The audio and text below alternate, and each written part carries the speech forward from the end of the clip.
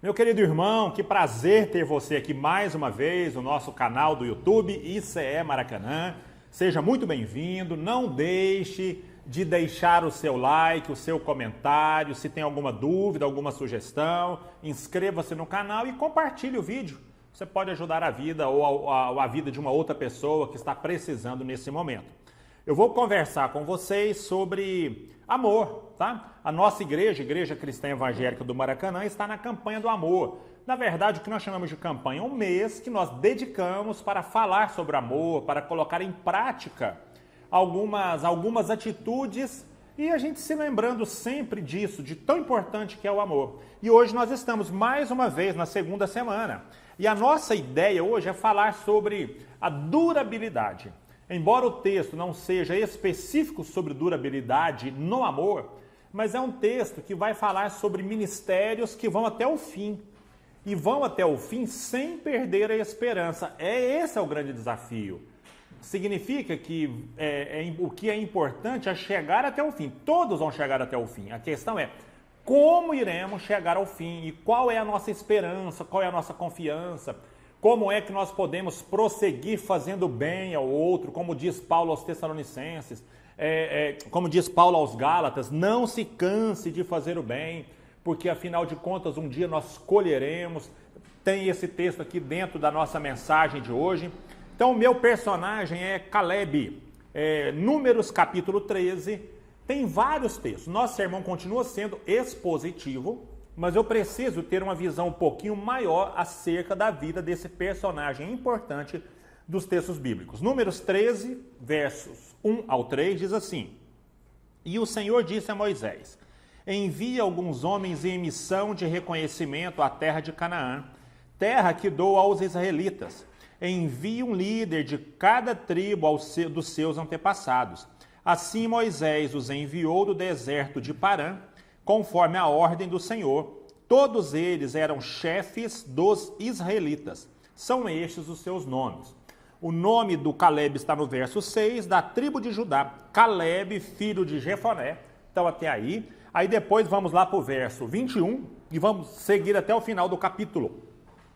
Eles subiram e observaram a terra desde o deserto de Zim até Recobe, na direção de Lebo-Ramate. Subiram do Negueb e chegaram a Hebron, onde viviam Aimã, Sesai e Talmai, descendentes de Enacre. Hebron havia sido construída 7 anos antes de Zoan, no Egito. Quando chegaram ao vale de Escol, cortaram um ramo, do qual prendia um único cacho de uvas. 2 deles carregavam o cacho pendurado numa vara. Colheram também romãs e figos. Aquele lugar foi chamado Vale de Escol, por causa do cacho de uvas que os israelitas cortaram ali. Ao fim de 40 dias, eles voltaram da missão de reconhecimento daquela terra. Eles então retornaram a Moisés e a Arão e a toda a comunidade de Israel em Cádiz, no deserto de Parã, onde prestaram relatório a eles e a toda a comunidade de Israel e lhes mostraram os frutos da terra. E deram o seguinte relatório a Moisés: Entramos na terra a qual você nos enviou, onde manam leite e mel. Aqui estão alguns frutos dela, mas o povo que lá vive é poderoso e as cidades são fortificadas e muito grandes. Também vimos descendentes de Enaque. Os amalequitas vivem no Neguebe. Os hititas, os jebuseus e os amorreus vivem na região montanhosa. Os cananeus vivem perto do mar e junto ao Jordão. Então Caleb fez o povo calar-se perante Moisés e disse: Subamos e tomemos posse da terra. É certo que venceremos. Mas os homens que tinham ido com ele disseram: Não podemos atacar aquele povo, é mais forte do que nós. E espalharam entre os israelitas um relatório negativo acerca daquela terra. Disseram: A terra para a qual fomos em missão de reconhecimento devora os que nela vivem. Todos os que vimos são de grande estatura. Vimos também os gigantes, os descendentes de Enaque, diante de quem parecíamos gafanhotos, e a nós e a eles. Depois, Números 14, 6 a 9. Josué, filho de Nun, e Caleb, filho de Jefoné, Dentre os que haviam observado a terra, rasgaram as suas vestes e disseram a toda a comunidade dos israelitas: a terra que percorremos em missão de reconhecimento é excelente. Se o Senhor se agradar de nós, ele nos fará entrar nessa terra onde manam leite e mel e a dará a nós. Somente não sejam rebeldes contra o Senhor e não tenham medo do povo da terra, porque nós os devoraremos como se fossem pão. A proteção deles se foi, mas o Senhor está conosco. Não tenham medo deles. Depois, verso 24. Mas como o meu servo Caleb tem outro espírito e me segue com integridade, eu o farei entrar na terra que foi observar, e seus descendentes a herdarão. E depois, lá no livro de Josué, capítulo 14, verso 10 a 12, diz exatamente assim: pois bem, o Senhor manteve-me vivo como prometeu, e foi há 45 anos que ele disse isso a Moisés, quando Israel caminhava pelo deserto. Por isso aqui estou hoje, com 85 anos de idade. Ainda estou tão forte como no dia em que Moisés me enviou. Tenho agora tanto vigor para ir à guerra como tinha naquela época. Dê-me, pois, a região montanhosa que naquela ocasião o Senhor me prometeu. Na época, você ficou sabendo que os Enaquins lá viviam com suas cidades grandes e fortificadas. Mas se o Senhor estiver comigo, eu os expulsarei de lá, como ele prometeu. Até aí é a leitura do nosso texto, um texto um pouco maior, mas que é uma história muito interessante, que vai nos contar a saga, a história de um homem que não perdeu as esperanças. Essa é a ideia dessa semana nossa do mês do amor. É você não se cansar de fazer o bem. É você caminhar a caminhada cristã até o último dia com vitalidade. Esse é um dos nossos grandes desafios, meus irmãos. Viver sem se cansar de fazer o bem.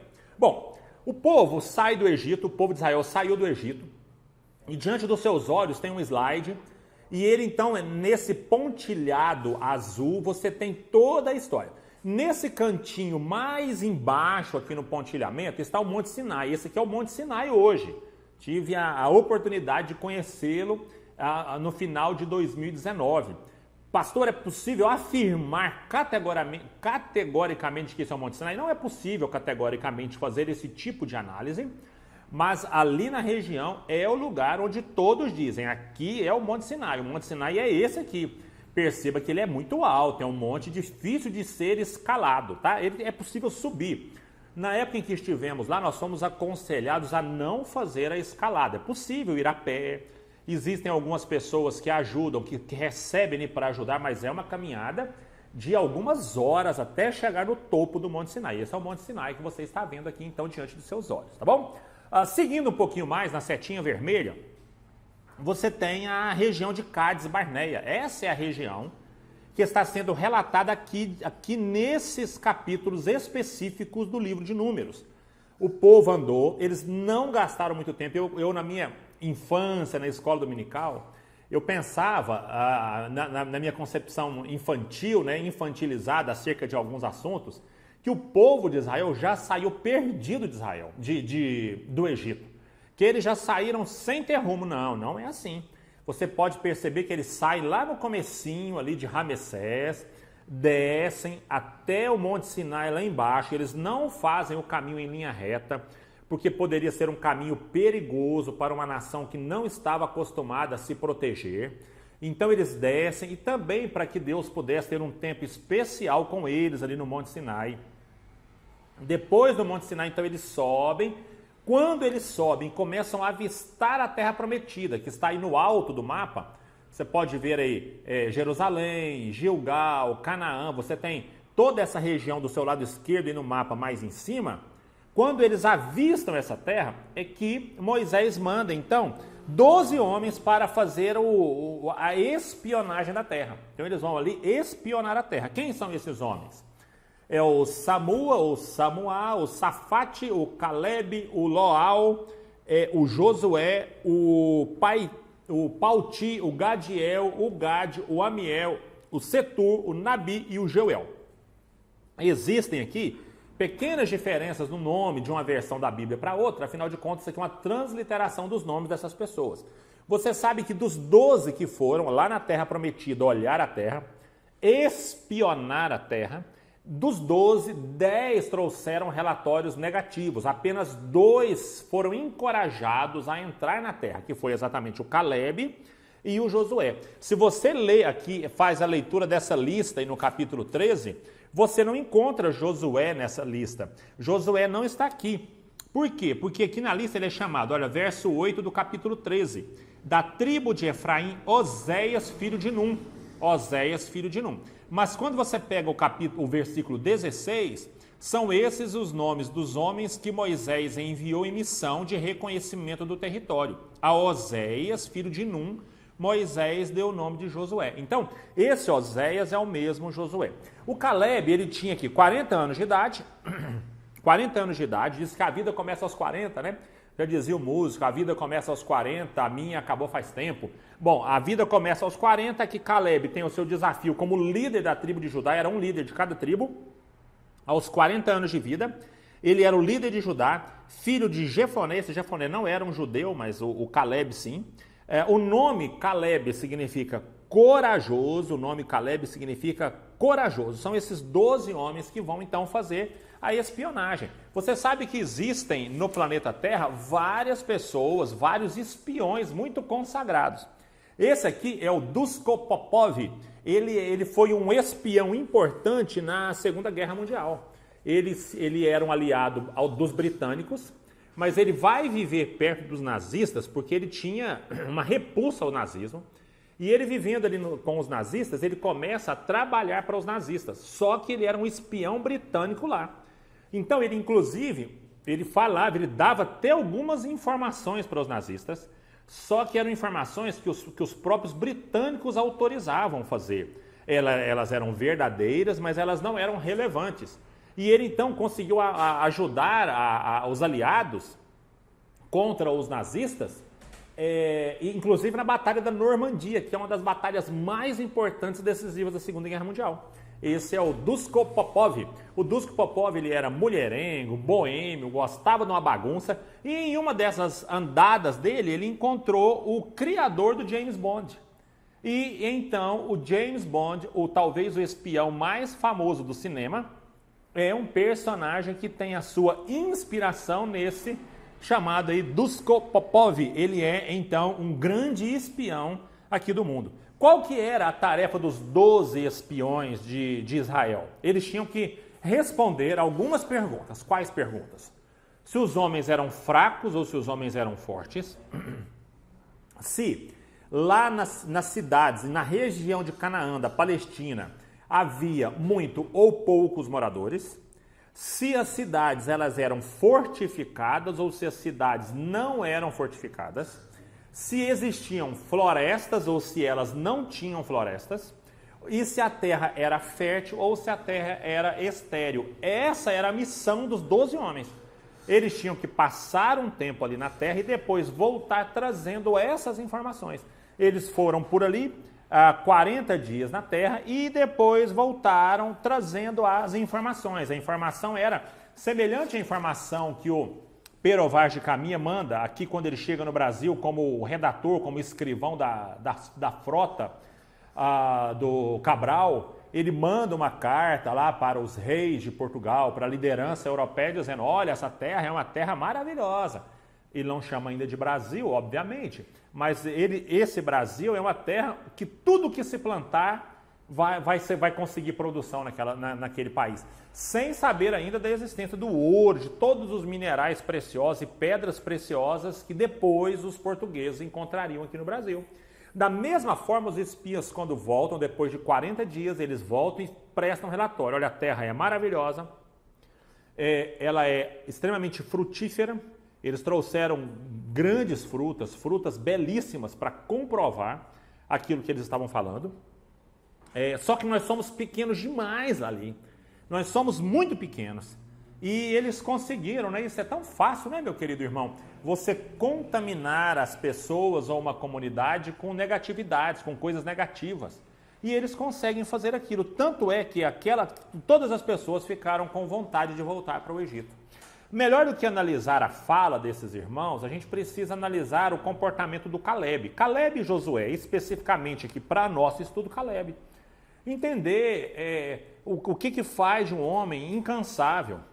O que é que provoca ou faz de um homem, faz desse homem uma pessoa que não desiste, irmãos. Essa é uma questão. Por que Paulo depois tem que falar para as pessoas, olha, que vocês não se cansem de fazer o bem? Por quê? Porque fazer o bem realmente é cansativo. E aqui que você tem um homem que é incansável, um homem que vai até o final da vida. Nós lemos o texto que 45 anos depois, ele ainda está guerreando, está fazendo planos, está fazendo projeto. Filipenses 1:10, que é o tema específico da nossa campanha, Paulo ora por aquelas pessoas para que elas tenham amor e para que elas fiquem firmes nesse amor até o dia de Cristo. Não é só até o fim, é até o fim de forma saudável, de forma a ter esperança. E é exatamente nessa perspectiva que eu quero conversar com os irmãos sobre não nos cansar de fazer o bem, como diz Gálatas, capítulo 6, verso 9. Essa carta de Paulo aos Gálatas diz, olha, e não nos cansemos de fazer o bem, pois no tempo próprio colheremos, se não desanimarmos. Então, quero conversar com vocês na vida de Caleb, algumas qualidades importantíssimas na vida dele, que fizeram com que ele pudesse chegar até o fim, mas não era chegar de qualquer forma.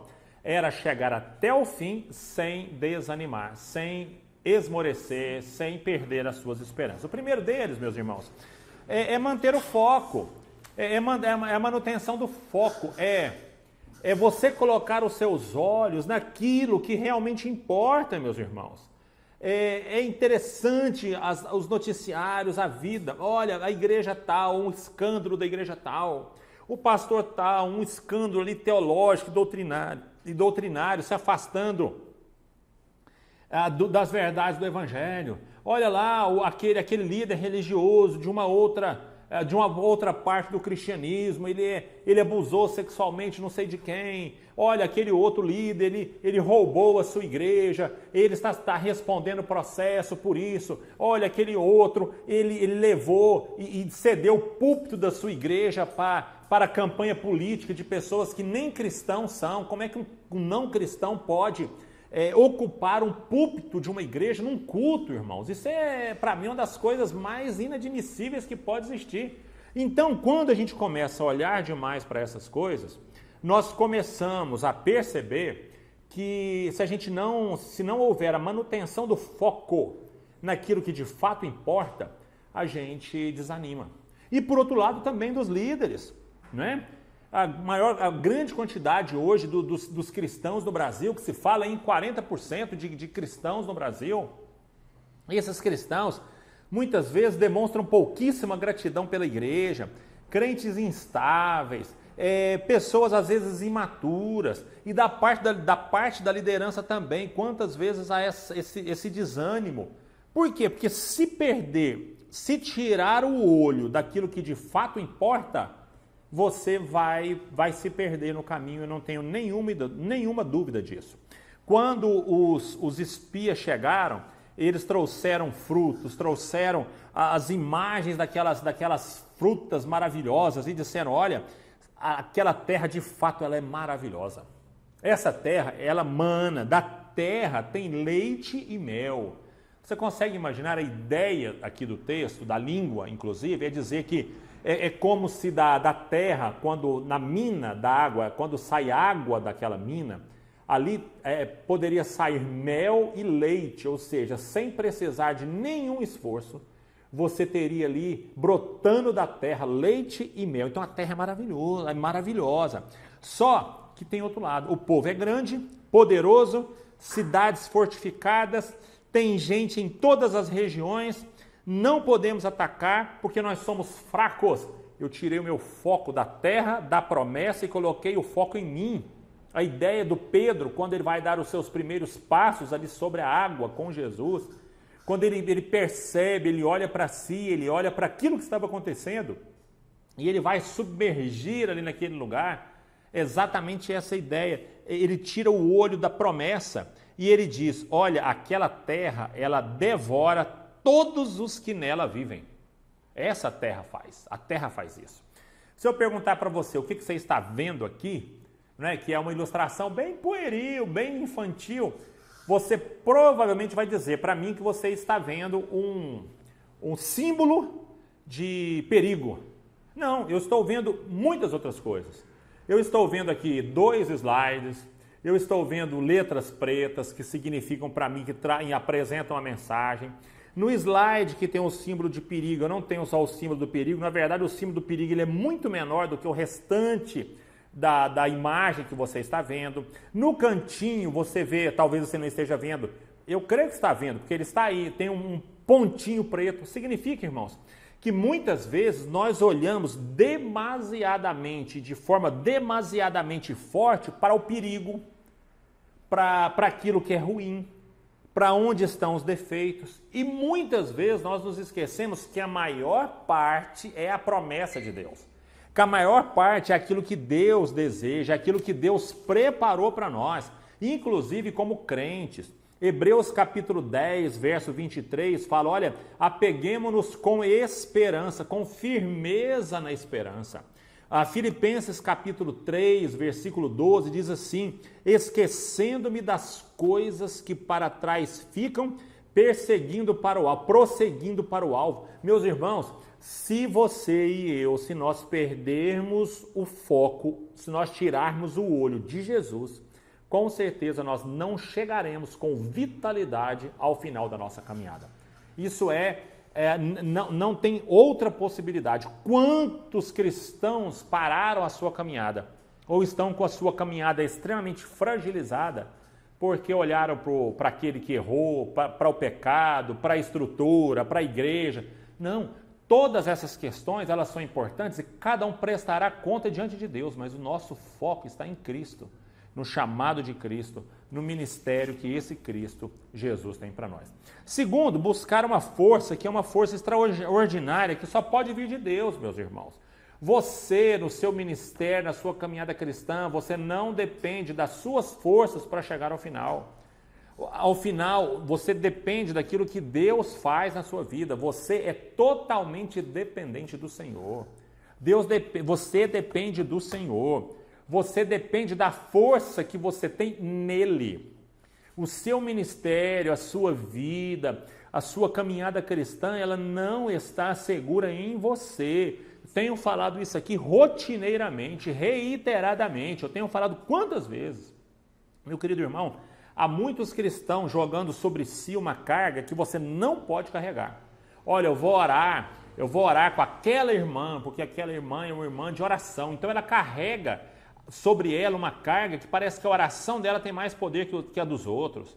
Olha, eu vou na igreja tal porque lá tem a força, o fulano é forte. Meus queridos irmãos, nós não somos fortes, ninguém é forte, nós somos fortes em Jesus Cristo, em Cristo Jesus. Diante de você tem uma foto bem diferente, né? É do Valdir Segato, essa fonte de pesquisa é da internet, é no megacurioso.com.br. Ele se tornou há um tempo uma figura muito importante. Isso não são músculos conseguidos com força, com malhação, né? com exercício físico, mas com produtos químicos injetados nos seus músculos. Esses produtos químicos fazem um tremendo mal para a saúde. Corre o risco de no futuro até ter amputação dos músculos, dos membros, mas mesmo assim ele disse, não, eu sempre sonhei ter essa aparência musculosa e eu vou fazer com que eu chegue lá, e esse foi o caminho que ele adotou. A ideia da força, né? Nós não queremos uma força que seja artificial, nós queremos uma força que seja uma força natural que vem de Cristo. Percebe que Caleb é um homem muito forte, mas ele não é um forte nele mesmo. Quando os 10 espias dizem assim, não, nós não vamos conseguir, não é possível, diz que Caleb manda a turma ficar quieta. É o famoso bateu a mão na mesa e falou, fiquem quietos, calem-se, nós vamos subir e tomar a terra. Olha a força desse homem nele, irmãos. Nele, é claro que não é nele. Como poderia ser essa fortaleza ser no Caleb? Jamais poderia residir força no Caleb. como é que ele poderia enxergar homens muito maiores, cidades poderosas. Provavelmente eles já teriam conhecido aqui a cidade de Jericó, né, que lá na frente agora ela vai ser destruída, lá muitos anos depois. Mas provavelmente ele viu cidades fortes, homens musculosos, e ele diz, não é por nós, não, é em Cristo. É em Cristo. Josué capítulo 14, versículo 1, a partir aqui de Números 14, 24, Deus fala para ele, olha, o Caleb, Números 14, 24, Caleb tem outro espírito, porque me serve com integridade. Depois lá em Josué capítulo 14, que nós lemos, Josué, aos 80 e tantos anos, ele está lutando lá para conseguir a terra que era a promessa de Deus para a vida dele. Josué tinha uma força diferente. É provável que seja a força que Isaías, né, o profeta evangelista, que ele diz, mas os que esperam no Senhor renovam as suas forças, subirão com asas como águia, correrão e não se cansarão, caminhão e não se fatigarão. Irmãos, que coisa maravilhosa. Quando você percebe que há cristãos que têm uma força que é sobrenatural, não porque está neles. E esses cristãos, eles conseguem terminar a sua caminhada de forma íntegra. De forma íntegra. Nós vivemos, eu não tenho dúvida disso, uma geração uma geração com pouca força. É uma geração com pouca força, mas diz que inclusive é assim, né? Uma geração muito forte produz uma geração fraca que produz uma geração fraquíssima. Até que por necessidades essa geração fraquíssima de alguma forma ela possa se renovar e ser forte novamente. Nós somos, com certeza, meus irmãos, nós temos uma geração que tem uma força muito pequena. Uma força muito pequena, uma força do evangelho, uma força muito pequena. Eu me lembro da nossa querida e saudosa irmã Magela, era uma das irmãs da nossa igreja, eu poderia contar para vocês aqui várias histórias. Essa irmã, ela pesava no final da sua vida 40 quilos, 45 quilos, 40 quilos, talvez até menos do que isso um pouquinho. Fisicamente tão fraquinha. Mas quando eu a visitava, hoje o Senhor já a recolheu há alguns anos, mas quando eu visitava essa irmã, meus queridos irmãos, que espetáculo, que força, que mulher forte. Ela era tão forte, meus irmãos, e tinha uma presença tão marcante no reino. Foi uma mulher que serviu a Deus com dignidade, com fidelidade, até o fim da sua vida, com toda a força, com uma força invejável aos olhos humanos. A irmã Magela, um pouco antes de morrer, ela me disse o seguinte, pastor, olha, agora está chegando a minha hora, tá certo? Então eu vou deixar para o senhor tudo o que vai acontecer no meu velório, tá bom? Então ela deixou o vestido dela preparado, que inclusive foi o vestido que ela se casou com ela, com esse vestido. Acho que é o sonho de todas as mulheres, né? Ter um corpo depois de muitos anos, no mesmo do dia do casamento. Acho que os homens também, né? Servir o mesmo terno do casamento 10, 20, 30 anos depois. A dona Magela, então, ela deixou o vestido que ela deveria ser sepultado com ela. Ela disse para mim, ela falou, pastor, você faz o meu velório, eu não aceito, não admito outra pessoa. A irmã Aélia, ela vai cantar e o hino é tal. E a querida irmã Abadia vai fazer o café. Então ela deixou, olha a força dessa pessoa. Ela tinha esperança no céu, a esperança eterna, sabia que o velório ali era um momento importante, não para ela mais, mas para as outras pessoas. Como é que pode uma pessoa no final da vida, uma senhora tão humilde, tão pequenininha, ter tanta força? Uma fé tão vigorosa, uma fé tão forte. Ela só pode existir no Senhor. Eu às vezes penso que nós, pastores, líderes de ministério, as pessoas da igreja, nós estamos trabalhando em nós mesmos com a nossa própria força. Quantos colegas pastores, eles encerram seus ministérios porque eles querem agir na sua própria força. Às vezes tem ali um problema dentro de uma comunidade, dentro de uma igreja, e eles agem ali com a própria força, com a força que eles têm, não com a força que o Senhor dá. Um líder de ministério, às vezes ele está cansado porque não vê ali resultados, mas ele se esquece que os resultados são de Deus, ele planta, o outro que colhe. Queridos irmãos, é uma força que vem do Senhor. Só assim para prosseguir na batalha e chegar ao final com dignidade e vigor. E a terceira e última qualidade do nosso irmão, que chegou ao final da vida com todo o vigor, é descansar no controle absoluto do Senhor. Queridos irmãos, talvez seja um dos nossos maiores desafios. É interessante que a Bíblia, cada desafio eu falo que esse é o maior.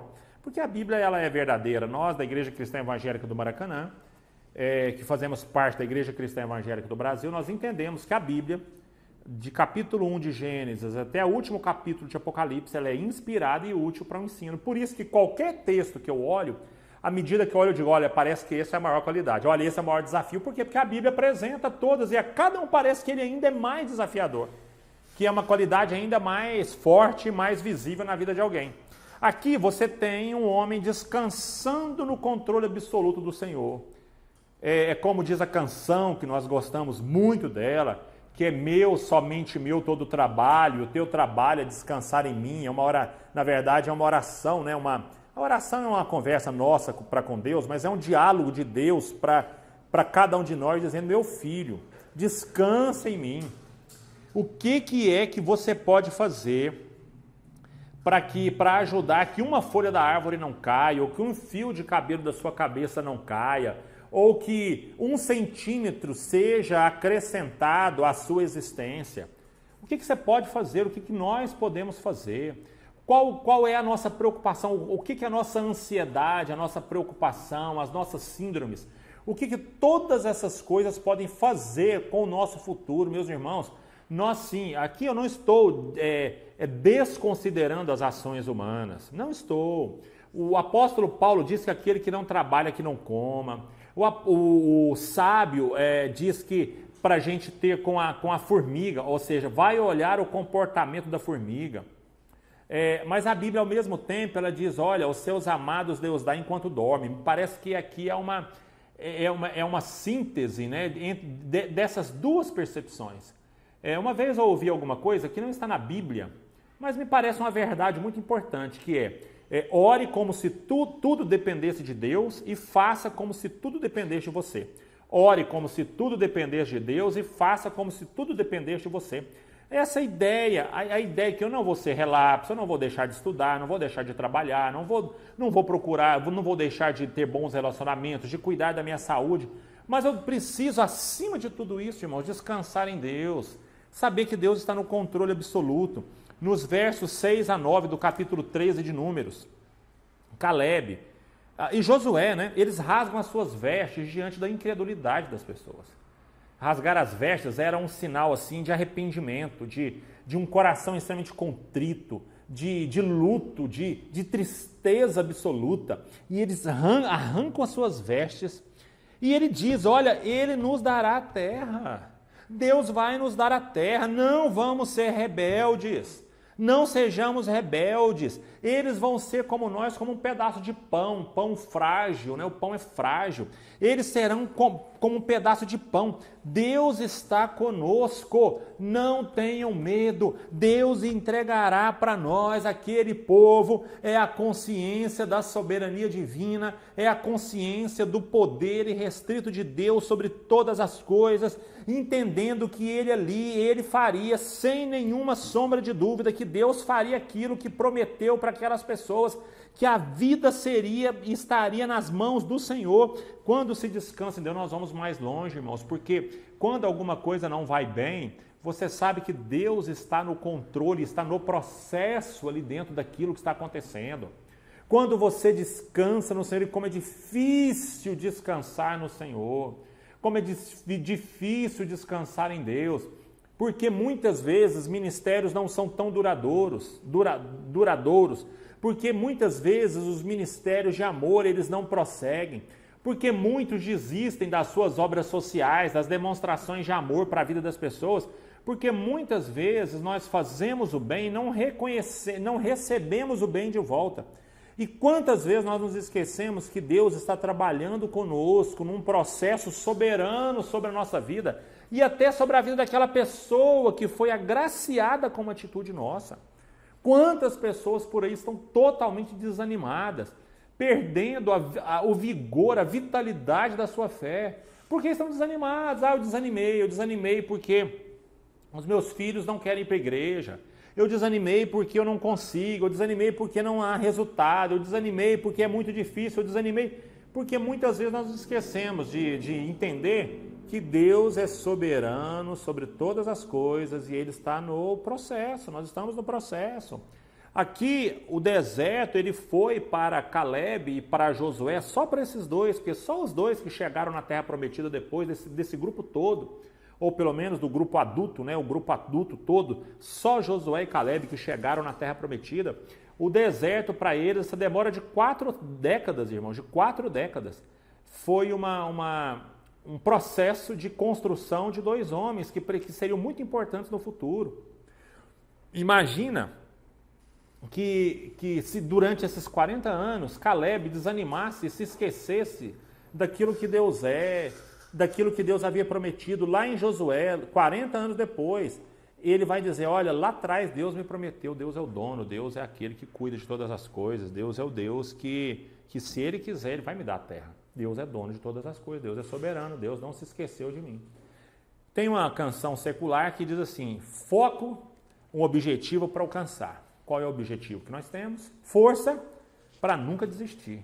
Força, o cantor, o grupo, inclusive secular, não sabe que essa força vem de Deus. Provavelmente acredita que a força é dele. Nós acreditamos que a força é no Senhor. E fé, para se manter de pé enquanto eu puder. Fé naquele que é soberano, naquele que é maior do que todas as coisas, para que a gente possa acreditar que por mais que pontualmente alguma coisa esteja acontecendo, que não é do jeito que eu planejei ou que eu sonhei, Deus está no controle de todas as coisas. Que Deus nos abençoe. O desafio dessa semana é escolher uma pessoa que tem uma vida piedosa há muito tempo e fazer um elogio a ela.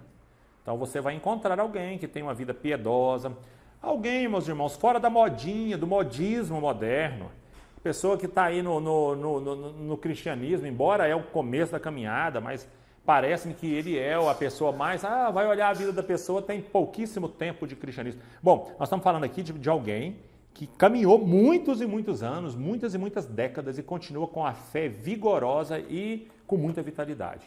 Vai fazer um elogio a ela, dizendo, olha, parabéns, meu irmão, eu oro por você, que Deus te abençoe. Se você conseguir marcar um tempinho com ela para uma conversa, seria muito bom para você aprender sobre fidelidade ao longo do tempo. Assim como Caleb foi até o final com vitalidade. Até o final, até o dia de Cristo, como diz Paulo aos Filipenses. Vamos orar? Deus amado, obrigado por esta palavra, por essa mensagem aqui que o Senhor nos presenteou, que é a partir da Bíblia, que a gente possa ter uma fé que não dure apenas 1 ano, 2 anos, 10 anos, 20 anos, 30 anos, não, que não tenha tempo, que a durabilidade ela coincida com o tempo de vida de cada um de nós. É isso que nós sonhamos, é isso que nós precisamos. Manter os olhos fixos no Senhor, meu Pai, manter os olhos fixos no Senhor, sem desanimar, meu Pai. É entender que a força que nós temos, ela só existe no Senhor.